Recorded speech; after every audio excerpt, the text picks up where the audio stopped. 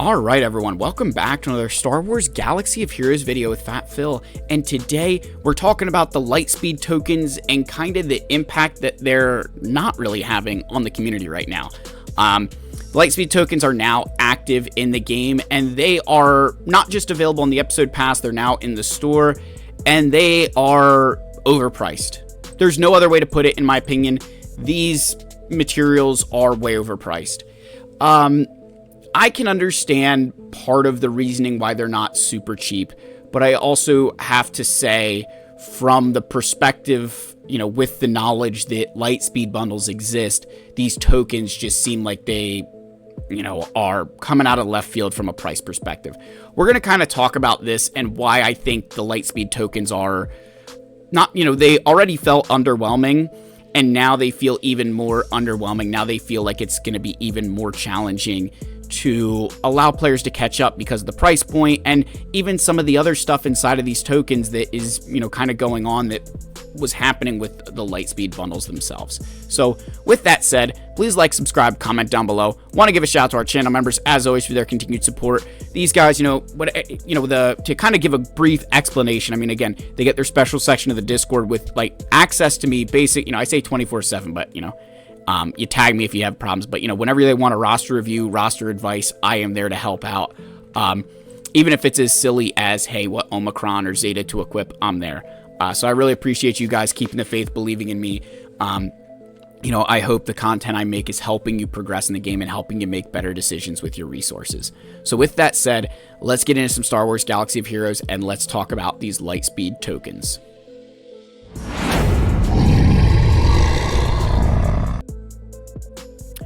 All right, folks, so let's get started here and let's just look at the price point. So we're going to start at just the Kyber Lightspeed token, 7-star, Relic 5, Ability Tier 7.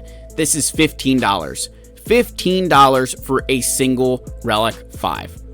To put this into perspective, the Dr. Aphra Lightspeed bundle was $50. I got 5 Relic 5s inside of that bundle. There was also multiple, I think there was 3 Zetas included in that bundle as well. And if you read this Lightspeed token, it says existing process beyond is preserved. Using the token consumes the exact number of character shards needed to meet the star requirement, leaving surplus in your inventory. Zeta and Omicron ability upgrades are not included. If no eligible characters available, this can be dismantled. So right there, Zeta and Omicron ability upgrades are not included. So even though it says tier 7, what that means is if you were to use that on a character like the Stap, which again, someone maybe can correct me if I am wrong here, but the way I read that is the Stap right here. If I purchase this to level 7, I'm not going to get the level 7 because it's not going to include the Zeta materials, because the level 7 would give me a Zeta. The Lightspeed token, as it's worded, is not going to reward those abilities. That's a huge shift, because if you remember that Dr. Aphra Lightspeed bundle, where they, your BT1, Trip 0, I forget it was BT1 or Trip 0, one of them had a Zeta included. I know both Sana and Hondo had a Zeta included inside of that Aphra bundle for the $50 price point. So the tokens just really feel like a lot less of a catch-up mechanic because they're not including that. If this was, hey, ability level 7, gonna give the Zetas, then maybe you could be a little bit more on board, but it still is, $15 is a lot. You think the entire First Order faction you could get the Relic 5 for $10. Like that's, this is feels a little bit cheap in my opinion. If this was maybe a $5 pack, I could understand the argument here.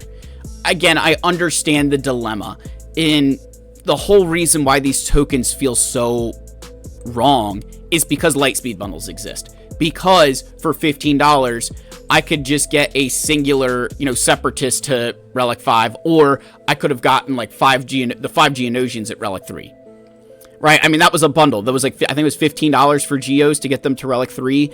I mean, that's a much better deal than a single one to Relic 5. So I understand that the valuation of these, it's a little bit harder because you make it super cheap and everyone's just going to buy it and it won't matter. I get it.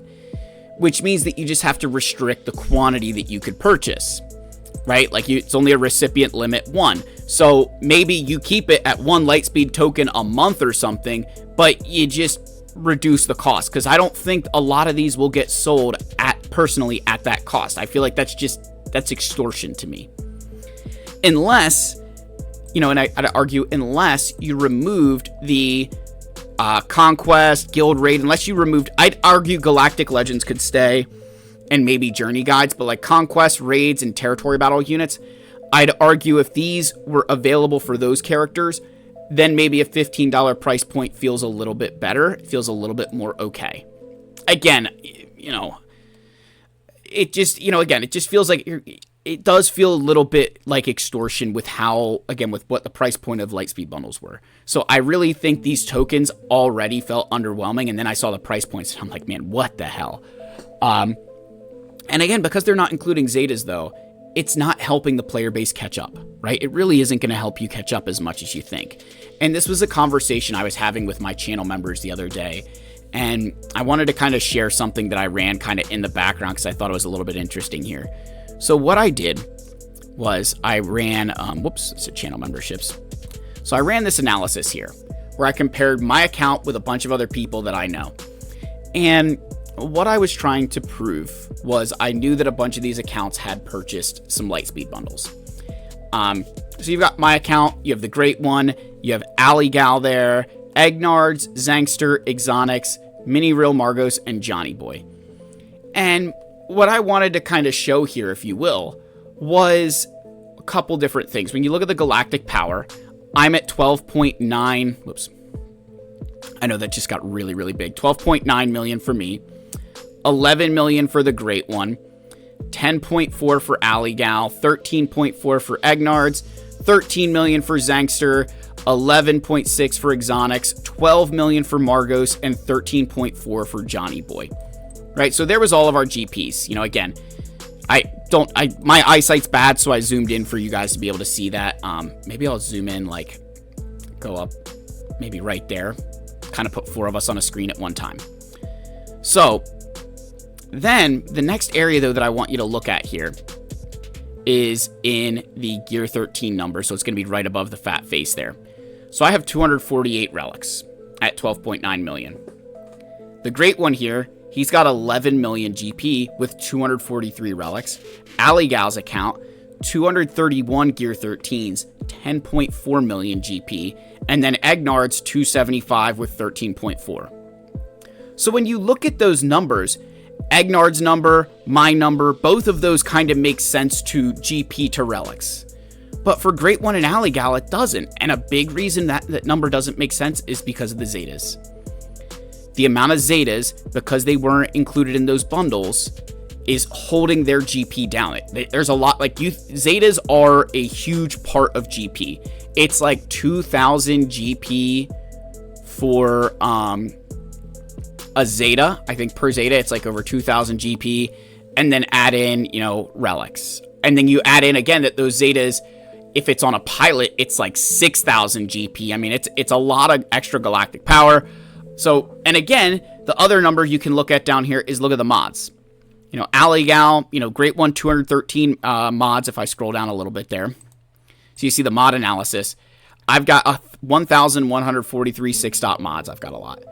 Great One only at 213, Alley at 181, and Egnard's at 667. So even Egnard's, who has almost, a little bit under 60% of the 6-dot mods that I do, still has more than, almost triple, right? Triple what the Great One has, and, almost 4 times as much as Alley. If we go to the other 4 units, other 4 people we've got over here, we've got Zangster, Exonix, Margos, and Johnny Boy. Zangster has 295 relics for 13.6 million. Again, that feels reasonable, where Johnny Boy's got 291 at 13.4. And then Margos and Exonix, we've got 12 million with 239 relic levels, which is pretty similar to where I am, right? I'm at 248 at 12.9, so we're pretty close, right there. And then you look at Exonix, they're 11.6, 252 relics. He's got more relic, Gear 13 characters than I do, but he's down, 200 Zetas, where I'm over again at 349. So I'm bringing this up. I'm not trying to put these players on blast. I will never make fun of anybody for purchasing Lightspeed bundles. Let's be very clear about that. But the argument I'm making is these tokens, because they're not including Zetas, it's making it harder for someone who would be purchasing these things to try to catch up. Because at least in some of the Lightspeed bundles, they did include the Zeta materials, right? That was a part of some of those things that they included. So what I think that the Lightspeed bundles, and when I go back out and I think about, these tokens, what they've kind of done, in my opinion, is they're not quite catching up the community the way that I think CG would want, or that I think in the way we thought they were. Because you're missing the mods, you're missing the Zetas, you're missing all the other pieces that go along with that. And so when I go back to the game, and I look at these tokens and I think about, man, like, what should the future be? I personally feel what they need to do. Because again, you look at the characters that are available in there, a lot of them have been sold in bundles anyway for a lot cheaper.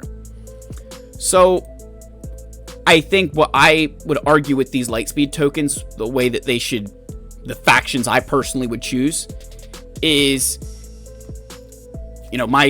how would I phrase this? My fix moving forward. So Captain Enoch just went accelerated, right? He just went accelerated the other day. He's now on a 2x drop right there. You guys see the 2 shards? So Captain Enoch on a 2x, he's accelerated. What I think they do is set the parameters. The way that Lightspeed bundles will work is when a character has been in the game for 2+ years, they are available in a Lightspeed bundle, right? That, hey, at the 2-year anniversary of that character being in the game, or that faction, however they want to word it, Lightspeed bundle is released. But on the year faction, like the minute that Enoch went accelerated, hey, there's now a Lightspeed token for whatever cost for Enoch. That's what I think they could do with the tokens. That's how I would use them. Is the problem with these bundles, again, is that a lot of them were for things that just aren't really that important in the game right now, or, maybe a few pieces of it are and a bunch of it isn't. Now, who knows? Maybe there's something coming for separatists and smugglers that we're going to need those factions, and so they're trying to get us here, which, again, if that happens, then, color me, not surprised, right? But what I think that could do is the tokens could be something that, hey, year anniversary of the character being in the game, here's a token to catch you up to Captain Enoch, who still is an extremely relevant character and still really important for the game. So now you get him, after a year. And then if you want to save money and buy, Enoch, Night Trooper, and Death Trooper together, then a Lightspeed bundle would come in for, whatever cost. That, I feel, would be a lot better, right? That at least, would give you characters, would provide some, again, framework around when Lightspeed bundles could be expected.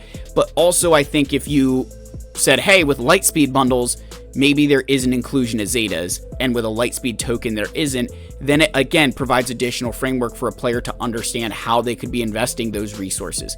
Because I think the big problem that I personally have with any kind of Lightspeed bundle and the Lightspeed tokens, I've always said this, it's like almost the ambiguity of when they come around. There's no consistency. Like, it's not like, hey, once a month this is coming around, this is coming here. You don't know. And, we haven't seen some bundles come back in a while. I can't remember the last time that we saw, XYZ bundle in a store. And, so that waiting game is something that is really, really kind of devastating, right? Like, you're just waiting around for stuff to happen. And, if the direction is to just completely replace them with Lightspeed tokens, then man, like, we're really screwed. But if the direction is the Lightspeed tokens are supposed to give you a little bit more freedom, then I think that price point has to drop, given that $15 can get you an entire faction at Relic 3s. So, I know I spent a lot of time. I don't know if any of that made sense or if it was just a jumbled mess of, incoherence. But you guys let me know your thoughts. I think that not only, I said that it already felt underwhelming, and now you see the price and it's like, man, it just, they're not that good. And, the Lightspeed bundles and, with the tokens now, they're even worse than the bundles, because at least in some of the bundles, you did get Zetas. And Zetas are kind of that one thing that are really causing big problems. You know, and I have some ideas of how to make the Zeta economy better, but it's only if CG would listen, right? So if you guys are interested in my thoughts on how to fix Zeta economy, let me know your thoughts down below. Like, subscribe, comment, and I'll see you in the next video. Cheers, my friends.